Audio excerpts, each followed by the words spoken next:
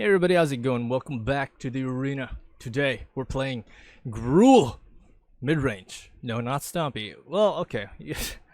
When you hear Gruul, yeah, sure, Stompy. But it is midrange.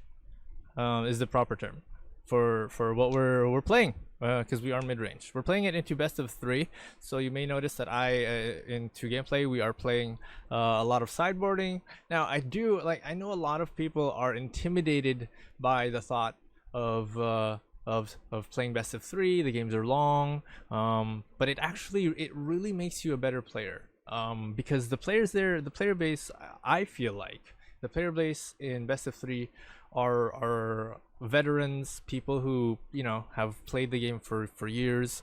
I haven't been playing it for, well, technically I have been playing it for years, a year or 2.5, MTG. But okay, anyway, so I do encourage you guys to play best of 3, because there's just so much to learn, and you realize, like, this is where you realize that, oh, okay, he took out this card to counter that. And then so if you really prefer to play best of 1, you can and you find that the queue, as I said earlier in a different video, sometimes you'll notice that your queue, your matchmaking is filled with people playing a certain type of deck. And that's true. It's true. It happens per region. Sometimes it's just completely random, and that's fine. That's what you really want anyway. That's why meta decks are, and that's an entirely different conversation.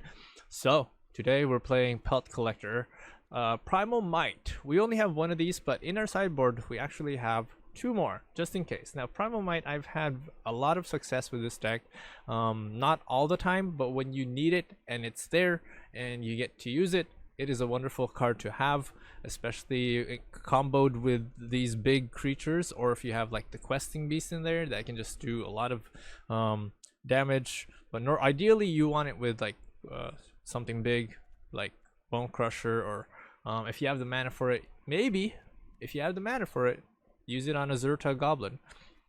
So next we have Robber of the Rich here, because we are playing Gruul. So we do have that potential aggro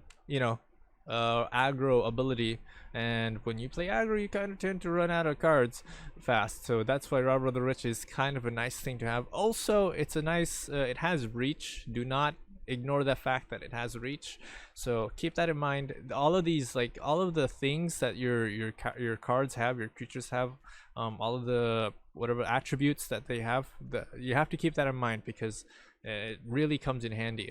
So I've come across games where I don't know if we have a recording of it, but I've come across games when I was playtesting this deck that the Robber of the Rich actually saved me, because my opponent, for some reason there is that enchantment, that black enchantment that gives their creatures a flying ability. It gives a 3+3 and +1, and it's just completely annoying. So Robber of the Rich has saved me a couple of times in those situations. Now we've also got Scorching Dragonfire. We've only got 1 in here. Ideally, I did not want to have Scorching Dragonfire in there. I wanted it all 4 in the sideboard, but I wanted it to be a little more flexible. I didn't want to wait for the situation where I had to concede and grab it from my sideboard for the next game. Anyway, we have I wanted more like firepower, aside from the Bone Crusher Giant. If I had to combo with Stomp and Scorching Fire just to exile something, that would have been I wouldn't have that option. And then we have the Scavenging Ooze. Now the reason why it's so, if you notice, it's sort of widespread. So we have exile capability. We have another exile capability, Scavenging Ooze, and then Dragonfire. And then somewhere in our sideboard we have an additional exile capability, Cultist. And that's kind of what we're trying to do here. We're trying to, because a lot of times, a lot of decks actually make use of that, you know, bring back from the graveyard ability, and it's very annoying. So we're it's becoming a thing. It's becoming part of the meta, and we want to prepare for that. We want to be ready. We want it there, and that's why Scavenging Ooze has become such a valuable card for green decks, especially mono green and Gruul. And so we have Bone Crusher Giant because it's such a valuable card. It's a 2-for-1. You got Stomp, which it's kind of like Shock, that's a little bit more expensive, and then you've got a creature that casts CMC3 with 4 HP. Then you've got the usual, you know. In Gruul, these two will never disappear. Zerta and Gruul Spellbreaker. These two, they will never disappear, including the Questing Beast and Shifting Ceratops in your sideboard. Now, another thing that we see in the Gruul archetype is Skargan Hellkite. Now this is a wonderful card to have to sort of change the dynamic, because mostly if you're playing Gruul, your cards are going to be grounded. You're not going to have a lot of flying creatures, and your problem is mostly going to be that you need, I don't know, maybe Trample, or you need to be able to break through your opponent's defenses. So Skargan Hellkite just adds a little bit more of a slight dynamic, plus the added Riot ability, plus the added ability to do 2 damage, which you can divide. So if you actually need this, you can actually tap this multiple times.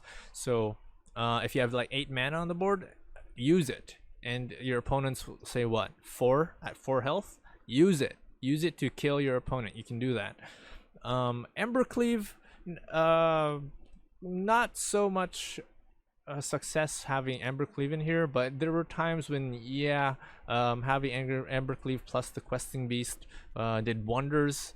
But actually, you know, there's one combo that I've only pulled it off once, and I wasn't recording when we were doing that, and that's what sort of enticed me to put Elder Gargaroth into my sideboard, because I was playing Elder Gargaroth into my main board, but then I realized, yeah, he's not very, you know, it's you don't, there aren't a lot of situations when you want the Gargaroth in there.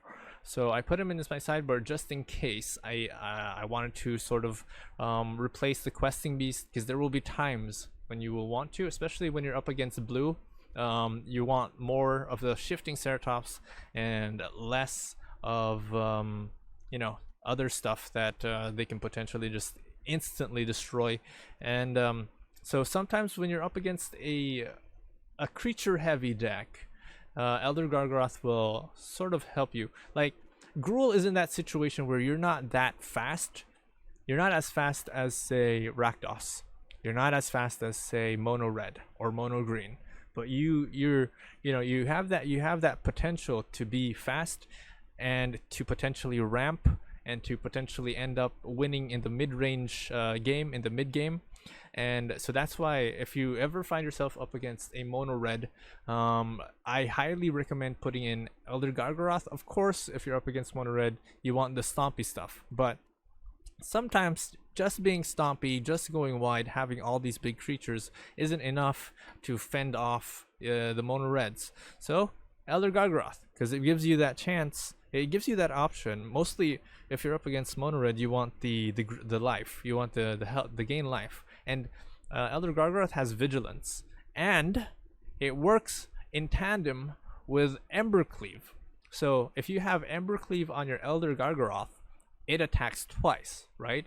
So the ability also procs twice. So you can either gain 6 health, or you can choose maybe gain 3 life and draw a card, or maybe gain or draw a card and create a 3/3 beast creature in whatever combination of 2 you want. So we're also playing 24 land. We originally had 25, but today the game is being extra generous in terms of land, and we were just drawing land after land. And Gruul does not have that advantage of, you know, I'm drawing a lot of land, maybe I should, you know, play a draw card. No, Gruul doesn't have that ability. So I reduced it back down to 24.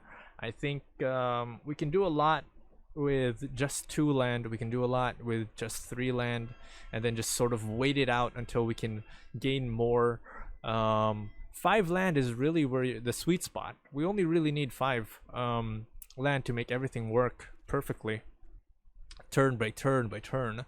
So in our sideboard, we've got Cindervines, because when you're playing best of 3, a lot of your opponents will be control. There is a saying that if your control deck works great in best of 1, in best of 3 it will work even better, because they have, you know, they can just sideboard things out. But not this time. Not this time. We went up against 2 control decks and we won both matches, because we had Cindervines. And that's the wonderful thing about Gruul. You have Cindervines, you have Clotus, you have, you know, all of these things that are very aggressive, that control decks cannot keep up with. Anyway, it has been real. It has been me. I'm just kidding. I don't know what I'm saying. Just take you guys into gameplay. I'll see you guys in the next one.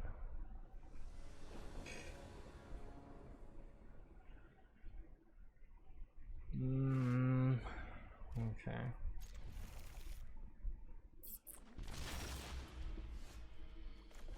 Put down this pelt collector. Abzan? Or... okay. There's a... that's a Yarok. Sure. What do we get rid of though? Maybe Skargan. We don't need Skargan. Not yet, at least. Tasty, tasty.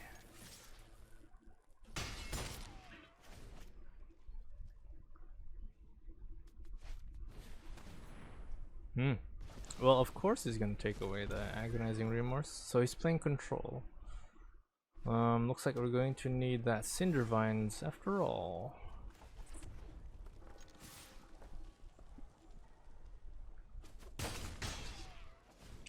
Cindervines, and well, we can probably hold off on the Doom Foretold though. Okay, yep, Doom Foretold. I don't know, probably just this one. Alright, well, we've been drawing a lot of land unnecessarily. It's so stupid. Like, I'm a man of statistics, okay? I'm a man of statistics. If I see that my land draw is 35%, it should be 35%. But no, it's not. I have no idea why. We're drawing more land than we should be. At this ratio, at this rate, we're drawing more land than we should be. It should not.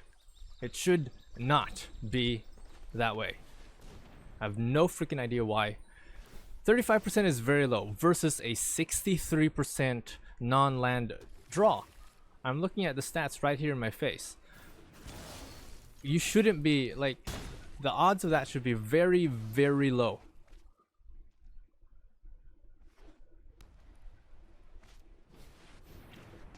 Oh, okay. There goes my... It's a good thing I decided to go in straight for that. Oh, would you look at that? GG.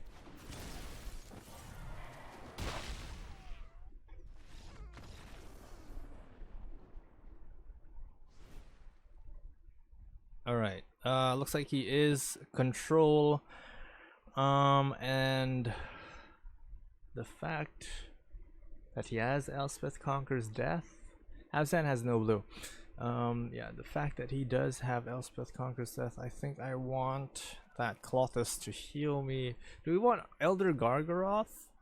I don't think we need Primal Might, because there's not much we're going to be destroying. I don't think we need Robber. Do we need Robber the Rich?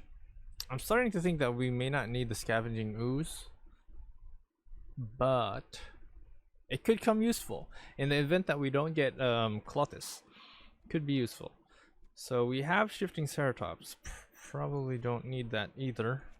I mean, it's a 5/4 creature, but Embercleave will be useful.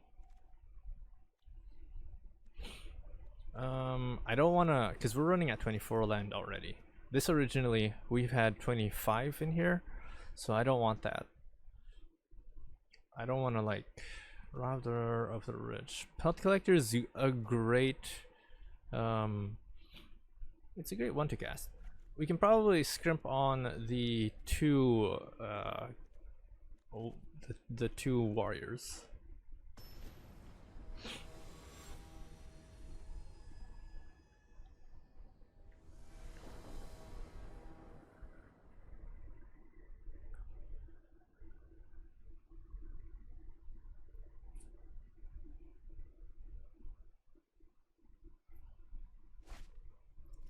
Temple of Abandon, it's not so bad. At least it guarantees us a turn 2. Alright, sure. And there's our turn 3 land. Scavenging Ooze. You know what? Okay, I want that. With 3 mana, we can do quite the amount. We can do quite the amount of stuff. Charming Prince. Okay. Well, we have the Cinder Vines, so before anything else happens, I want that down on the board. And then we can destroy his Charming Prince with a Bone Crusher or something. And that's interesting. He decided to pay for his creature.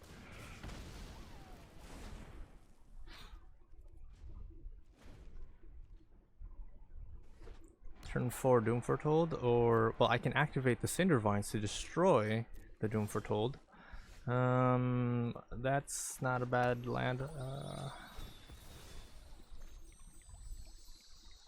He's playing Abs in Control. Abs in Control. Abs in Control.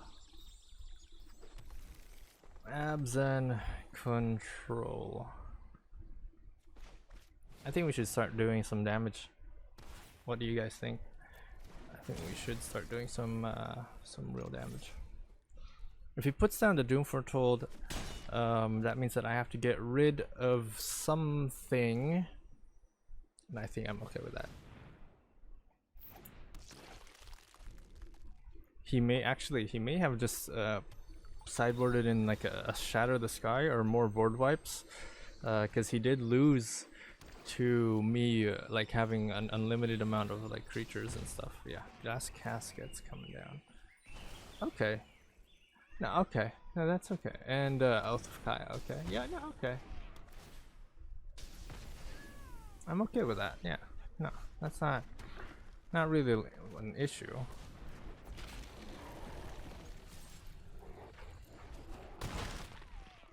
It's when he gets his Doom Foretold on the board, that's when I wanna start doing stuff. Ah. That's interesting. But you have nothing to bring back. I'm okay with that, as long as it fizzles out into nothingness. But then he may just start putting, like, put down the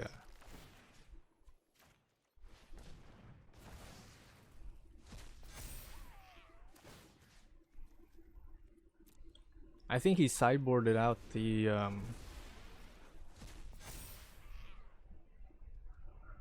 I can activate this anytime anyway. If he decides to put down his Yorion, and we can have this Elspeth just fizzle out. Yeah, he's already. I'm almost pretty sure he's gonna put it down. And I want that dead.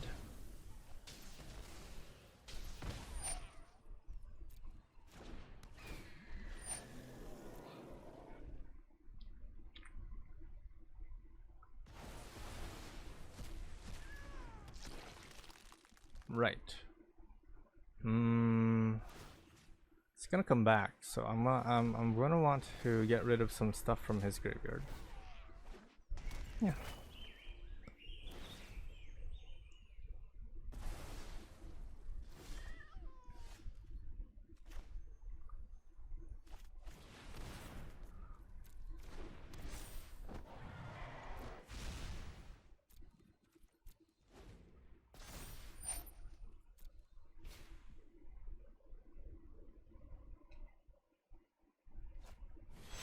Oh shit! Wow, 2 Yorians, which means he has to kill one of those. I'm okay with that. Is he gonna choose the glass casket again? Oh, he is. All right, then I'll choose what to exile later on.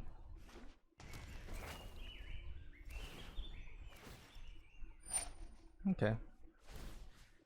I shall take that Yorian. I don't know, he's stuck in a loop. Oh. Now what are the odds of him? I think I should go wide first. Yeah, I'm thinking of going wide first.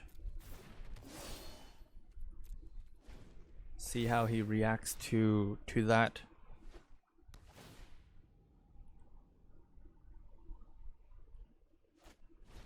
Treacherous blessing.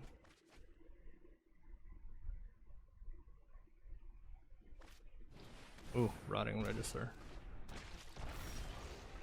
Okay. That's kind of a problem. Yep, that rotting register is kind of a problem. Control with limited. He's playing control with limited amounts of creatures to deal with. Didn't we have 3 Cindervines? We did, didn't we? Well, okay, that Elspeth Conquers Death is gone, so. Well, it's good to know that our Cindervines did contribute a little bit to the pain of that. Okay. What's he? Okay, so he's gonna start the loop. I think, yeah, he's gonna start the loop. I suppose. He can also, yeah, blink the treacherous, but that's gonna happen at the end of the turn. Yeah, he's okay. Okay.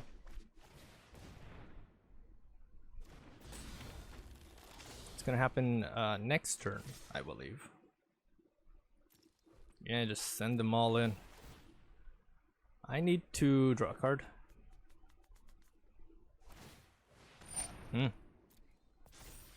Because he's at a lack of, oh, questing beast. No, that's not bad. Didn't my Robber of the Rich proc? Or did it and sideboard a thing?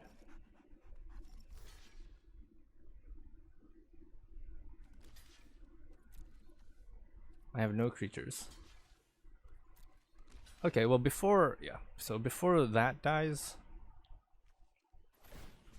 I think I do want to just make sure that he doesn't get things back.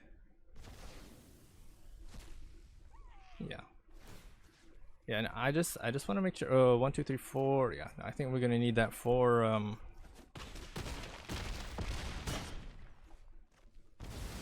Ooh, that's a lot of damage.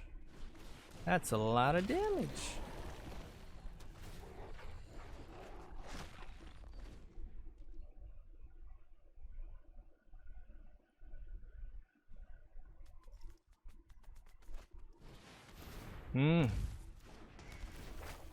Pushing out the Elspeths. Okay.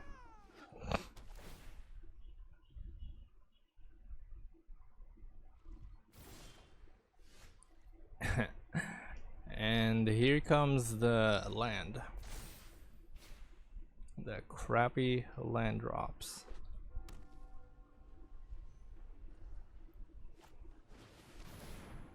Okay. Okay. Oh shit, Doom Foretold. Okay. I don't have to do anything, really. Goodbye, Doom Foretold. Does he have anything in there that, oh, he can bring back the Rotting Register? Yeah. Okay. No, it's a weird place. We ended up in a weird place. I'm going to reduce some more. Reduce the land some more. And he has a lot of enchantments. How do I combat that? Put in Brontazar? 2 of these? Yeah, we're running at 24. I don't want to... Our deck is very low maintenance. Low mana cost. Except until like when we get the bigger costs. But as it is, our deck is very low mana cost. Very low.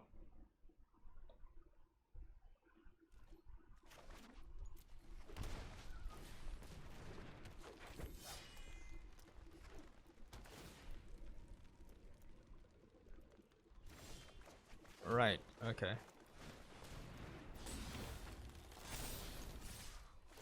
Let's see if we can't grab ourselves something useful. Oh, Charming Prince.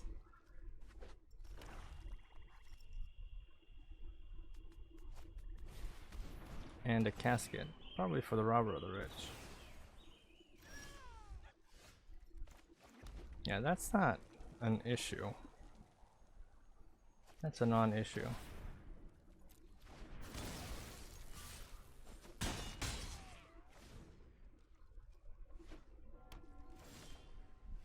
Interesting.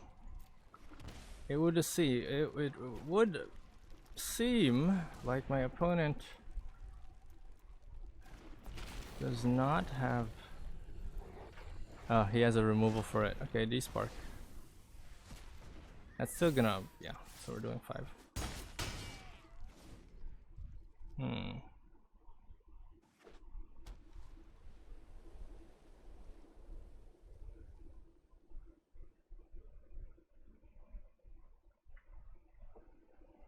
Very low health. What's he gonna do? Doom Foretold. Okay. Actually, I think I can. 2.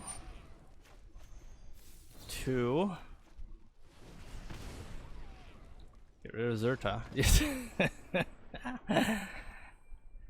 I guess aggro was the best way to go for. I guess aggro was the best.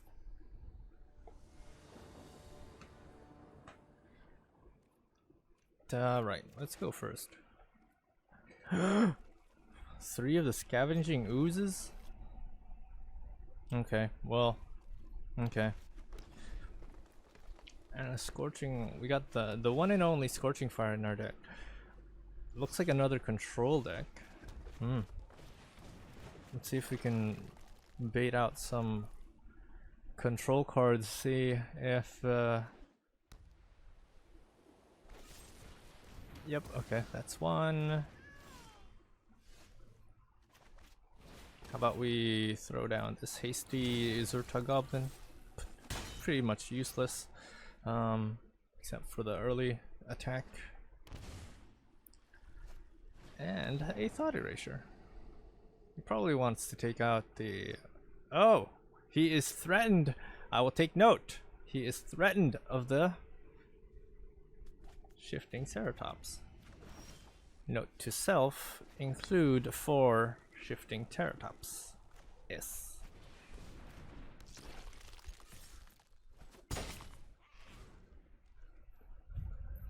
Or put more of the Shifting Ceratops. Okay, I guess that's for a lack of a better card to put down. Whoa. Well, he is playing white. I think I want to get rid of that Narset. Let's get rid of that Narset. I don't want you casting stuff again on the board. No.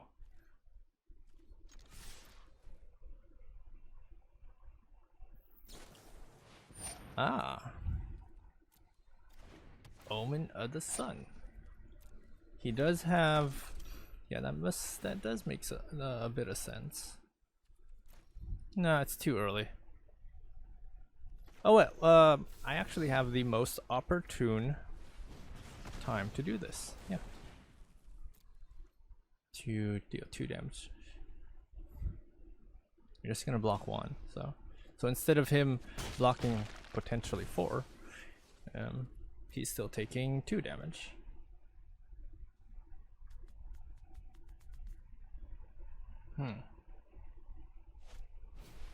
There's Narset. My prowess is unmatched by my Yippity doo da, yippity day. open mind. Please reveal what your next card is going to be. Okay. Not a problem. So I have this. This is actually Forticast. I can send Narset someone to attack. Probably this one, and just do a constant barrage of like. Goodbye, Scavenging Ooze. You will be missed. Boom, boom. So then he still has to deal with the issue of me having a Bone Crusher on the board. Yeah, sure, even. Get rid of it. It's okay. He still has to deal with the fact that I have Questing Beast and the Bone Crusher Giant on the board. Boom, boom. Maybe he'll I don't know, Shatter the Sky? Or Board Wipe of some form? Wasn't there a storm? He has the red from Savai Triumph, so. Okay. I shall take note. He was particularly afraid. I do want Clothis. He was particularly afraid of the Shifting Ceratops. I don't think we need the Scargan. We might need the Embercleave. I love this card, Elder Gargaroth. When you can get it to work, it is one of the best stuff you can have there. Bone Crusher was pretty useful. I don't know what we're gonna scrimp on. Maybe just one. It looks like he was playing some Planeswalker decks, Planeswalkers in there, but yeah.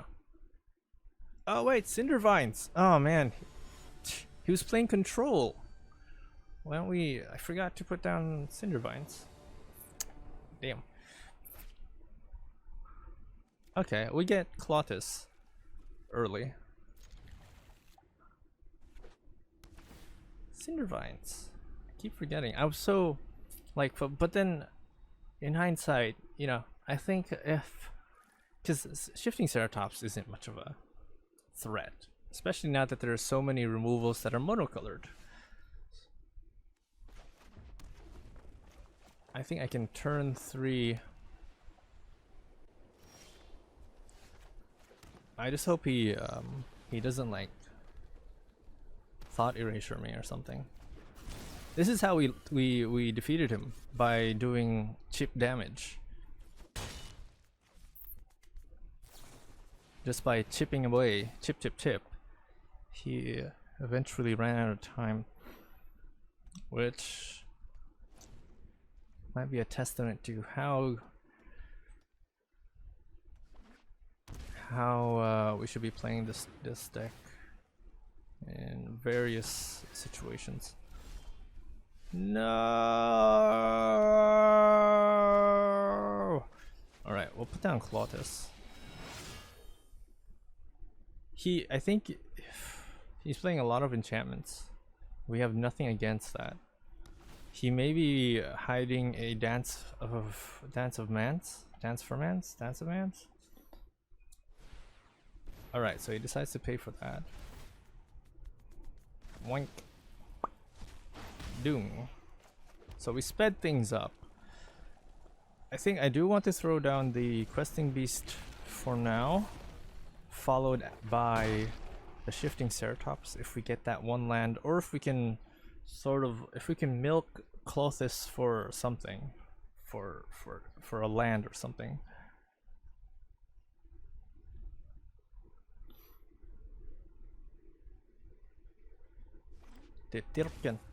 Yeah, he's gonna put down Yorion, heal with the Oath of Kaya, and draw with the sea. Sure. Yeah, that's gonna heal him.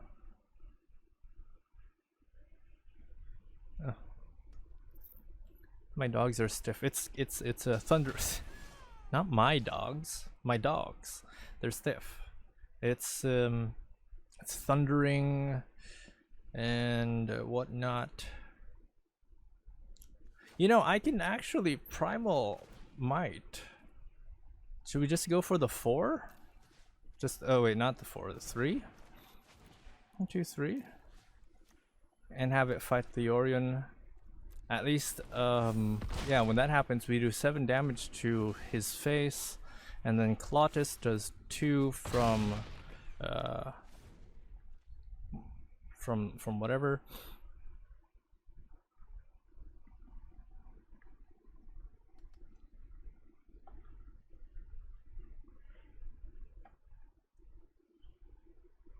And what else do we got in here? We can put down the Gruul Spellbreaker for maybe, yeah, for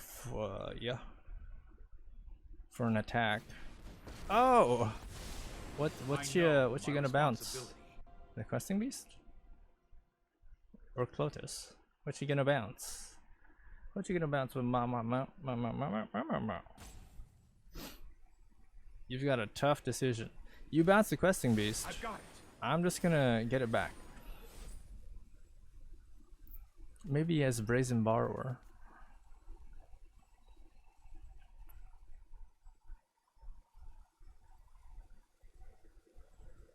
It's a difficult situation. I do. Oop, he decides to pay. Why? To exile. I heard you had some To dead heal and things that exile. needed to stay dead. His own Yorion, so that the damage stops. Maybe. Okay, maybe. But when the Questing Beast goes down, to Planeswalker that player controls, Bye-bye. I get to choose. Yeah, so he gets to heal. I still do 2 damage because of that. Hold up. Hold up. I think it's GG. If I put down the Shifting Ceratops, put haste, I think it's GG. There's nothing else he can do. Put haste. Yeah, good game. Good game. He couldn't counter it even if he could. Flawless victory.